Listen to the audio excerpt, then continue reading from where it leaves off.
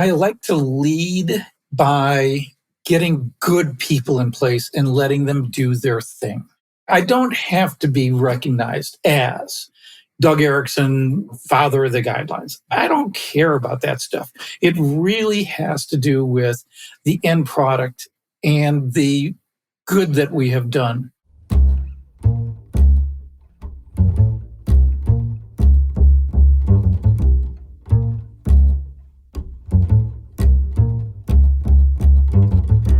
Welcome to Between the Lines with FGI, the podcast brought to you by the Facility Guidelines Institute. In this podcast series, we invite you to listen in on casual conversations related to health and residential care design and construction. Coming to you from Washington State, where the state dance is the square dance. Yeehaw! It's John Williams, FGI's VP of Content and Outreach and Chair of the 2026 Health Guidelines Revision Committee. And joining from the great city of St. Louis, the first U.S. city to host the modern Olympics, is Bridget McDougall, Associate Editor with FGI. And we're both here because when we talk about design and construction of places where folks receive care, we've got a lot of questions, and from what we've heard, you do as well. That's because there's a lot to be curious about under the umbrella of healthcare design and construction. We've got the codes that tell you how to build these spaces, right? But there's more there, between the lines, so to speak. And that's what we'll be exploring on this podcast with the help of invited guests and you along for the ride. So thanks for finding us, and let's get ready to read Between the Lines with FGI.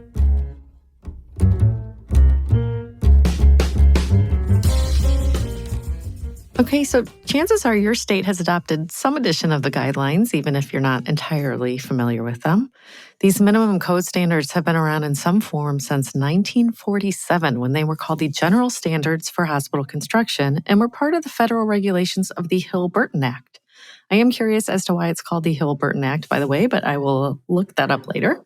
Named after two senators, Harold Burton and Lister Hill, actually. That's a great name, Lister. I do love it. Isn't that the best?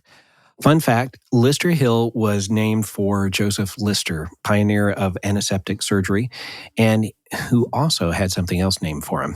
Care to guess what that was? Yeah, I so badly wanted for it to be Listerine. You got it. Bingo. So the Hill-Burton Act itself, it was one of the most influential pieces of healthcare legislation of the 20th century. And although that act has effectively sunsetted, it's cast a really long shadow. At one point, it had funded construction of a third of the hospitals across the entire country. And those general standards for construction, as they were called, have morphed and changed names over time to what is now the FGI guidelines. Today, the guidelines are still the most widely recognized guidance for planning and design healthcare facilities, and that includes hospitals, outpatient, residential facilities. Right. In our first episode, we're so excited to tap into the history of how we got here with a guest that many of you know well, if not by name only, Mr. FGI himself. Doug Erickson, the man whose name is synonymous with FGI and the man responsible for hiring me after we both served on a jury in 2019. True story. I am really looking forward to hearing from him.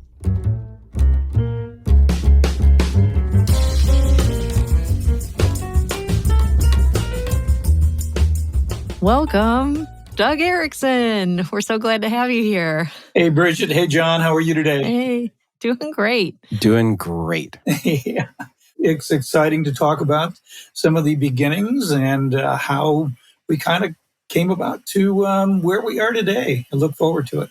We do too, Doug. So let's start out by talking about how the guidelines made that shift from a federally led document to a more privatized and privately led document that gets regular revisions based on public input and consensus voting. Well, back in the mid-'80s, I don't know if it was 84, 85, during the Reagan administration, they were deregulating a lot of things across the board. But one of the things they deregulated was by taking away the minimum construction requirements for hospitals and medical facilities. So in 1985, I believe it was, 85, 86, Joe Sprague, Armin Begun, and myself went to Washington, D.C., met with the Public Health Service, who was responsible for the document, and asked them if we could take the content and privatize it. If we didn't, they probably would have just gone off into Never Never Land and we wouldn't be here today. Was that the point where you came on board? I actually started when I was with the Joint Commission back in 1978. It was a 15-person committee, mainly made up of regulators, either federal regulators or state regulators. And then as a result of my being with the commission, they asked me to join the committee. So what do you think the dangers could have been of not saving that document? The danger would have been the fact that every state and every federal agency would have had to write their own standards, or own guidelines, or own minimum construction requirements. And we didn't want that. We wanted the consistency. We wanted to continue the trend of having one standard that states could adopt if they wanted to, or federal agencies could adopt. Can you describe a little bit about the adoption process and how the guidelines are adopted for those who might not know? There's no requirement for a state or federal agency to adopt the guidelines. However, I think they recognize that since this is a national committee of experts, whether it's 110, 145, based upon the cycle that we're dealing with, a lot of states that participate on the guidelines or that know about the expertise that goes into designing and developing the guidelines kind of look at us and go, why would we not want to adopt yours? And if we do adopt it, maybe there's a couple of amendments we have to make because of some state-specific requirements, whether it's in a weather-related modification that needs to be changed, whether it's a state legislature requirement that needs to be changed because there's something within the state that has to be accounted for. Or maybe you live in a state with a lot of volcanoes like Washington State, or a state with a lot of hurricanes flying over like Florida. Yeah, exactly. It's the regional or the state-specific amendments that really make it, I think, even a stronger series of documents because you got the baseline and then you throw on whatever those states have that is unique to the state. Then, of course, we've got the Indian Health Service that adopts our guidelines. We've got the VA that uses it as another set of requirements. DOD, the same way. They don't officially adopt, but you can pretty much say that when the architects and engineers get their request for proposal, it does say follow the guidelines, even though it's not in a federal law for DOD, VA, etc. So, Doug, talk to us about some of the most significant topics that you've encountered over the past 50 years, specifically things that have impacted the patient experience, how the patient experience has improved due to adoption of the guidelines. Sure. Well, I think that the biggest one, and the one that I will never, ever forget, is, of course, going to single-bedded medical surgical rooms.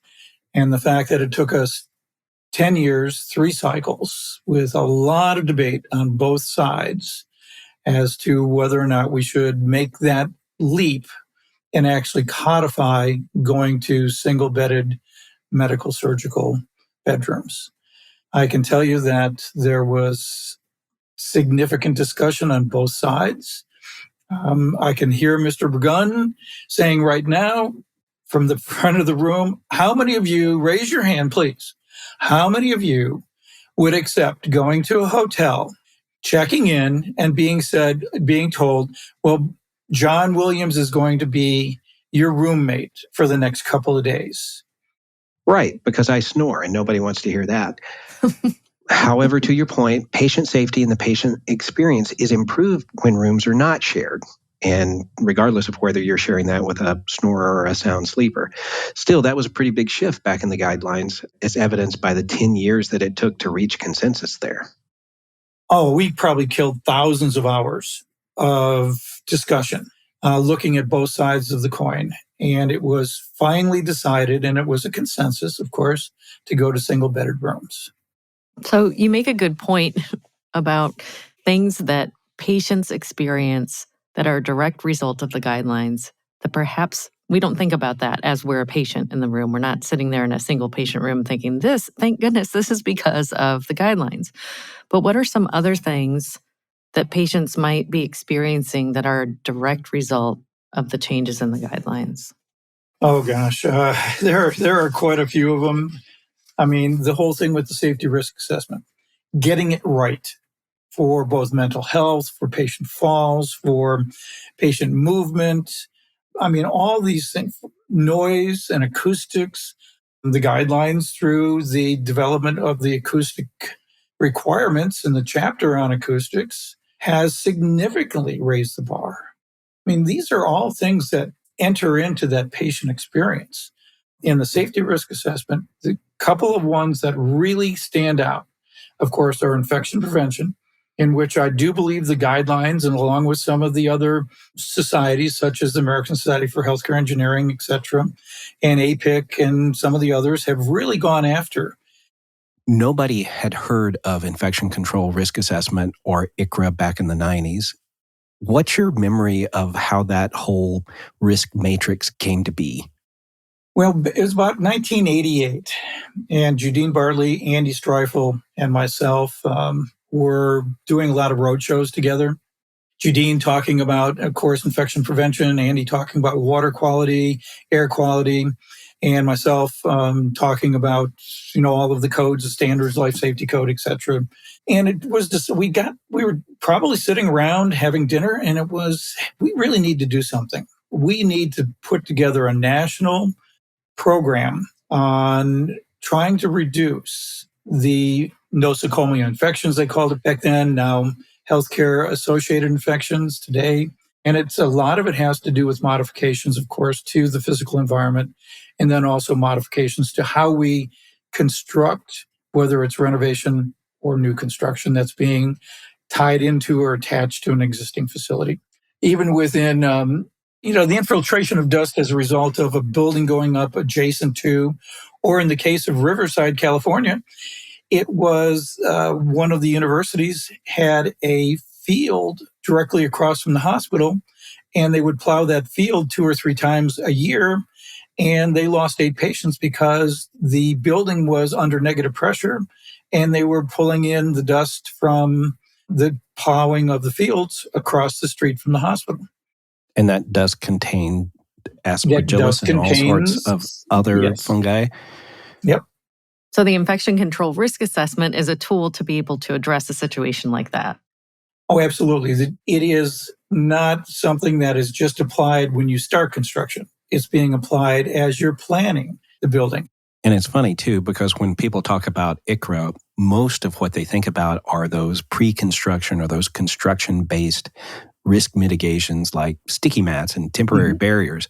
But the ICRA is more than that. It's the number of isolation rooms that you need, the number of sinks and locations and things like that. Design-based infection control assessments. Right. Where do you put pediatrics in association with chemotherapy, or pediatrics in association with maybe other oncology, or with the operating rooms?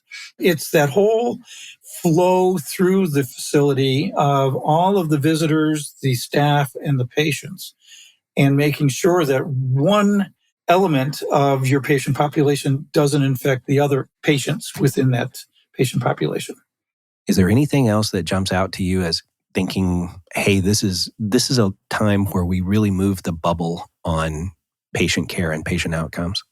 Well, I think the most recent one was the whole issue of low acuity PODs within the ED. And I think as that starts to become more mainstream, that's going to have a huge effect on the patient population. If you are a low acuity patient and not being moved into an exam room or a procedure room, I think that has a huge impact on the quality of healthcare and also the patient experience.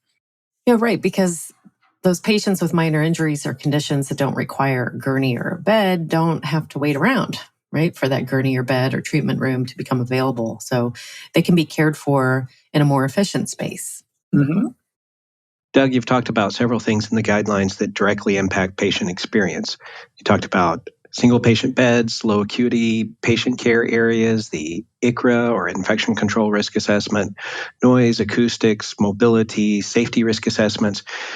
When we asked about how the guidelines have moved the bubble on patient care and outcomes, that's a significant amount. Right. You have a ton of knowledge, Doug. You've got the whole history of the guidelines as we know it in your brain, right? For somebody who's new and starting off, it can be pretty intimidating to walk into this environment and look at all the knowledge that's there and all that's going on and wonder, how long is it going to be before I get caught up to speed and understand? So in your experience, how long does it take to get fluent in the guidelines? In the past, it would take almost a good cycle for people to get comfortable with participating as an active member of the HGRC. And John serves on a lot of other committees, as I served on probably 25 different national committees over the years. And I can tell you, the first time I walked into the National Electrical Code Panel 17, it took me a cycle to learn who people were and how to get myself kind of put into the discussions. You talk about it taking a cycle, and for those who haven't been involved in the revision process, a cycle is 4 years, right? If you could include the year that editorial staff is preparing the document for publication.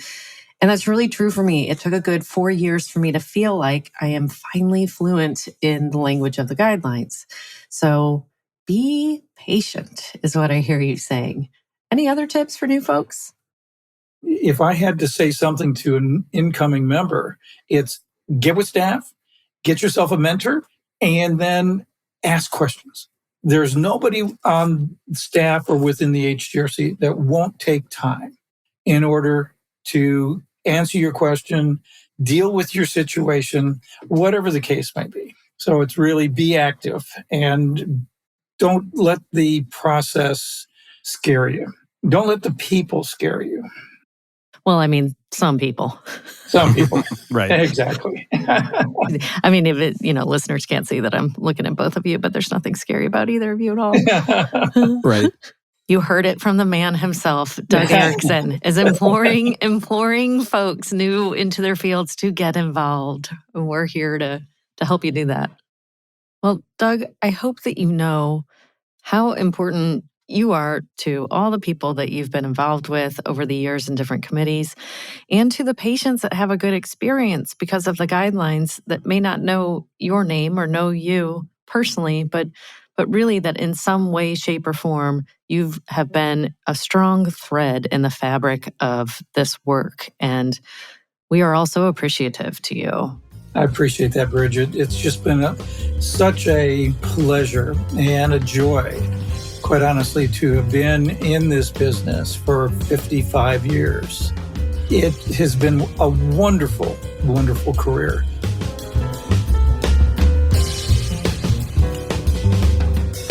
Thanks for joining us for this episode of Between the Lines with FGI. Have an idea for an episode? Get in touch with us by writing to podcast@fgiguidelines.org. And if you're interested in becoming a sponsor for one of our episodes or a series of episodes, you can also reach out to us at podcast@fgiguidelines.org. Thanks to Neil Kane and the Neil Kane Trio for the use of his song Skip to My Lou from the album of the same name. Join us next time as we go Between the Lines with FGI. Bye, everybody. See you next time.